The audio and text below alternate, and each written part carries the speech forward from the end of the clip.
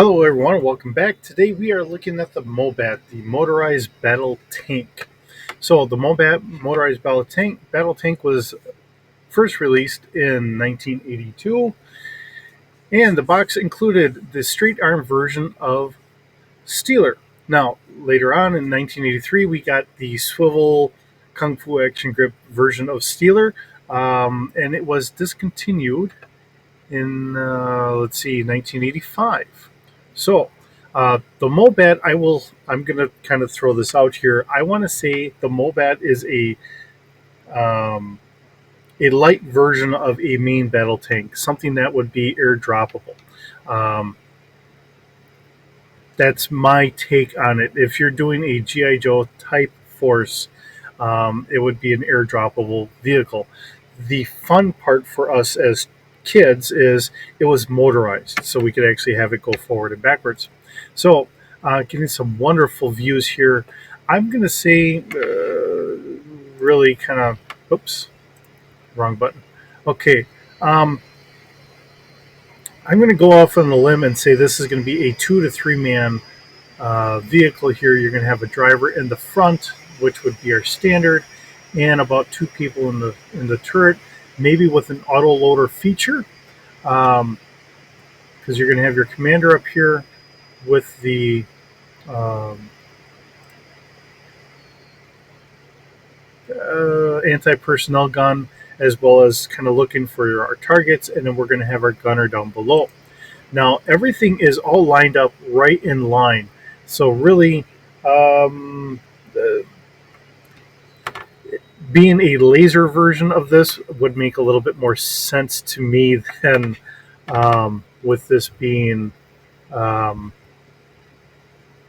a standard tank. And there's a reason why in the standard tank we have a room for 2 people, because you need one as the gunner and the other one as your track commander. And it's the same thing for us in the infantry. Being on a Bradley myself, and I was a driver for about a year. I was stuck in a little a little hole in the front for driving this something similar to this. I mean, I was an anti-person or Army personnel carrier, APC. Um, so, but this being a tank, it's going to be a little different. There's our battery box on the bottom here. Um, it is a nice little tank. It really is. Only 5 road wheels down here, 6, 7 total. I think we had, 14 on the side on the Bradley. I could be wrong.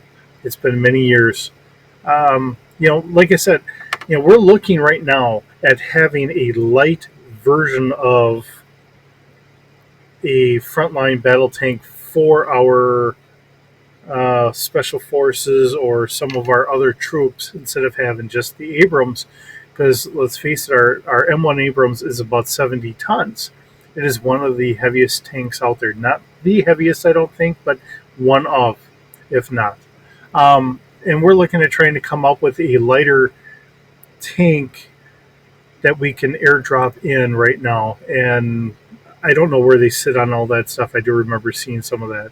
So to look at this and say, hey, this is a 1980s look at where our tanks were going. The Abrams, I think, came out late 70s, early 80s, somewhere in that neck of the woods.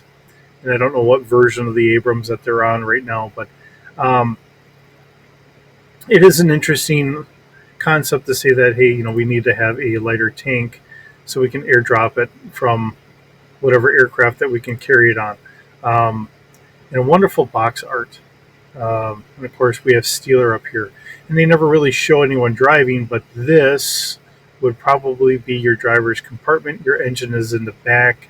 Um, Being mechanized infantry myself, um, we did get to see some of the tanks, and the guys were almost laying down in them.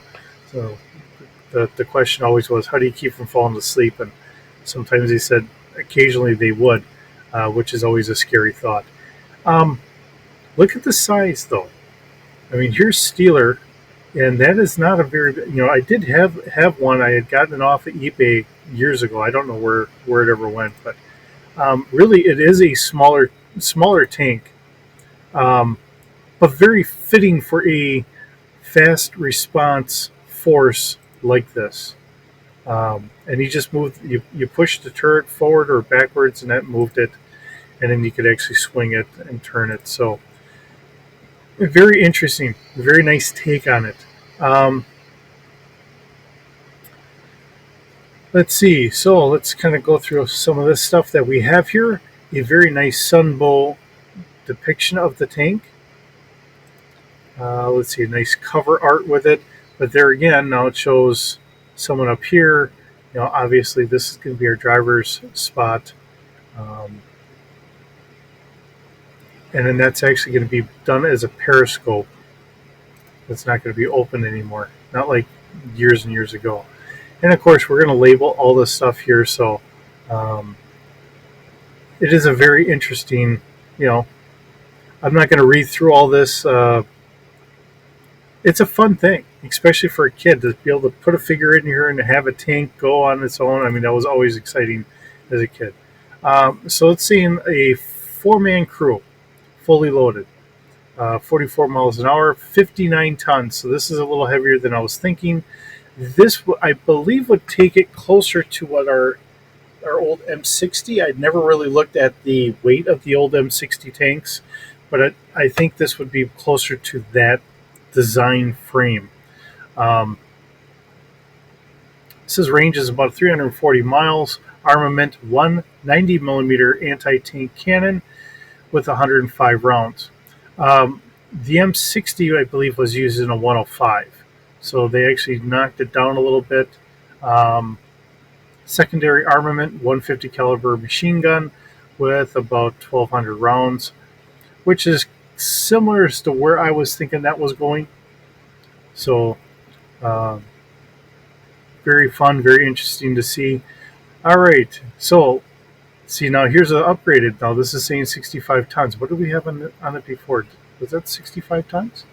It said 59. Okay. So just trying to get this in the right perspective. All right, and then in this upgraded version, because I'll say that maybe it was just an upgrade. Um, Speed, fully loaded, 60 miles an hour. Road is 45 cross country. We don't typically go that fast. We govern them down a little bit more. We don't want this to get too unstable. Fully loaded, as it can go about 300 miles. I think it was saying some 400 or 360 or something. It says 130 millimeter anti armor cannon. So they upgraded the cannon itself, and the rounds went down because they're bigger rounds. It's a secondary 150 caliber machine gun with 1,500 rounds, so they added a little extra ammo on the side. All right, the MOBAT is the GI Joe team's main battle tank, long in service with the team. The MOBAT has needed very little in the way of upgrading over the years. The mere sight of these monsters coming over the battlefield is enough to make any enemy think twice about engaging them. Relatively inexpensive and easily to maintain, the MOBAT is the tank of choice for the GI Joe armor units, who have come to rely not only on its speed and power, but its sheer ability to destroy any opposing vehicles in a single shot. So it's not discounting the fact that it has been upgraded, but it hasn't needed a lot of upgrades. And we went from a 59 to a 65 ton vehicle, so we've added 6 tons in upgrades over the years from whenever this was done, in comparison to the old one. All right, so here is our IGI game card. And then here is just an old card here, showing the 130 millimeter cannon. So this is the more upgraded version of it, and another nice card here. Some old jigsaw puzzle. They did this as a jigsaw puzzle.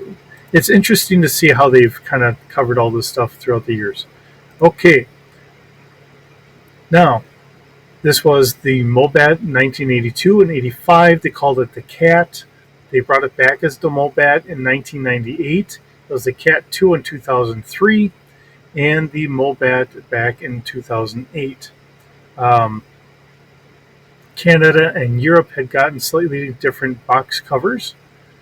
Variations. There are two variants to the treads on this. The earlier version of the MOBAT had solid tank treads, while the later version had notches in the tread to help keep the treads stay aligned. It is generally accepted that neither of these variants is more rare or valuable than others. So, for all those that are trying to collect them, because that's kind of the society that we're in. Not saying I may or may not be part of that. Um, Unfortunately, I don't have room to store all the wonderful things that we once had. Uh, so the question really comes into, now, how do we take this and we put it into our Star Wars universe? So keeping in line that if this is from a Star Wars style ship that crash landed on Earth, which is where I've really been taking all of this. We do have the MOBAT at Walker scale. It is roughly 30 feet in length, has a crew of 4, 0 passengers, 100 kilograms of cargo inside. We find little notches to put stuff in. In the Bradley, we had what we called the hellhole. That was my emergency way of getting out of the Bradley if I ever had to. In the original design, there should have been someone sitting right behind me and someone else facing that person in that kind of space on the outside of the turret inside the track. And it was hell to get through. That's why we called it the hellhole. All right.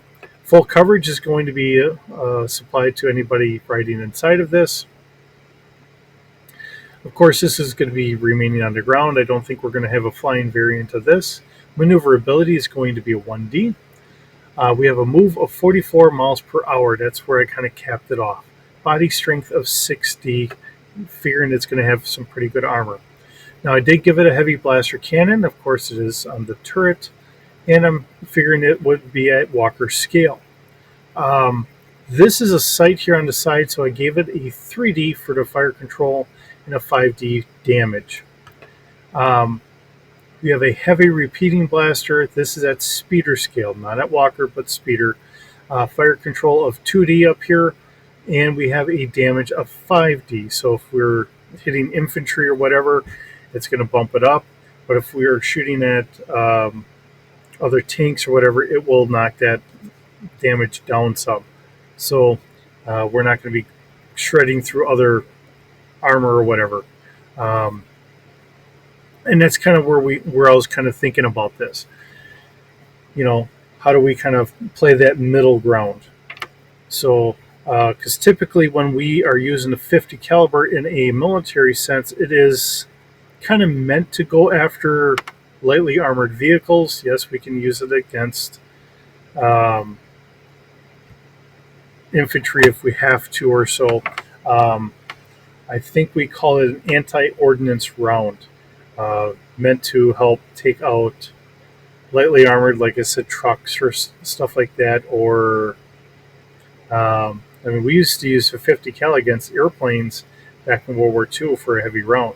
So really, you think about it in those regards, and that's where I was kind of coming from. As always, let me know what you think about this. I'm always open for interpretations and how we should maybe look at it. But that is really my take on this. I didn't want to have it going up to 60 miles an hour because I know on the Bradley we had it governed. It went roughly about 30 miles an hour. And when you have a 30-ton vehicle going that fast, it can get kind of scary. And we are a little bit more top heavy.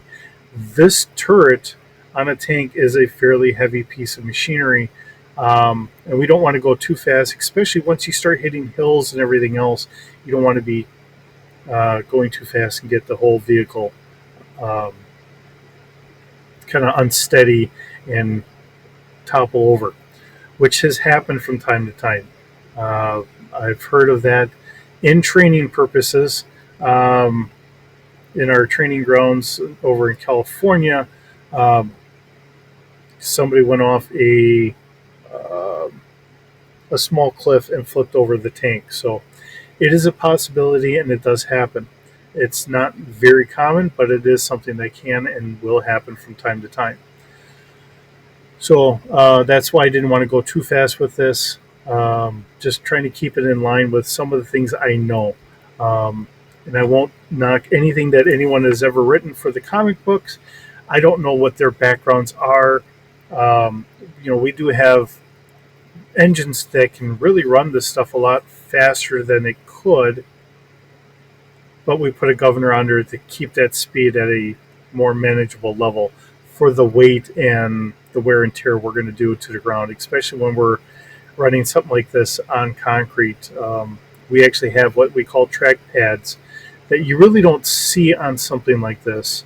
But if you ever get to see a tank up close, go look at it. There are rubber pads that we have that sit on there so we can wear away that rubber instead of having our steel treads dig through the concrete when we do crossroads. So, with that being said, I hope you enjoy the series.